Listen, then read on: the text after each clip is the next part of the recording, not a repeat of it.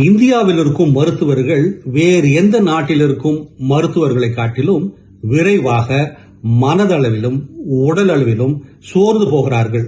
Indian doctors burn out faster than their peers abroad.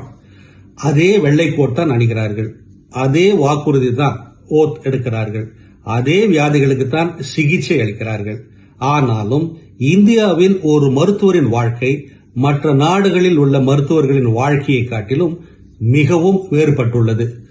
ஓர் இளம் மருத்துவர் அடிக்கடி 36 50 மணி நேரம் வரை வேலை பார்க்கிறார். அதிக கூட்டமான போதுமான ஊழியர்கள் இல்லாத மருத்துவமனைகளில் பணியாற்றுகிறார். தூக்கம் மிகவும் குறைவு, நேரத்திற்கு சாப்பிடுவது இல்லை, ஓய்வு என்பது லக்ஸரி போன்று கிடைக்கும். சோர்வு அதாவது பர்ன் அவுட் எப்பொழுதாவது வருவதல்ல, வேலையின் ஒரு பகுதியாகவே ஆகிப்போனது. பெண் மருத்துவர்களின் நிலை இன்னும் மோசம். அவர்கள் மிகவும் களைத்து போகிறார்கள்.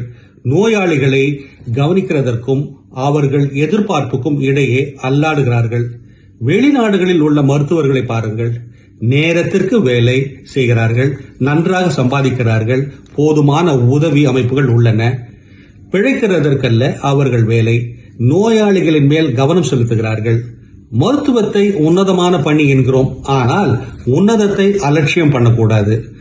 மருத்துவர்கள் முதலில் மனிதர்கள். அவர்களுக்கு நல்ல ஊதியம், ஓய்வு, மரியாதை அவசியம்.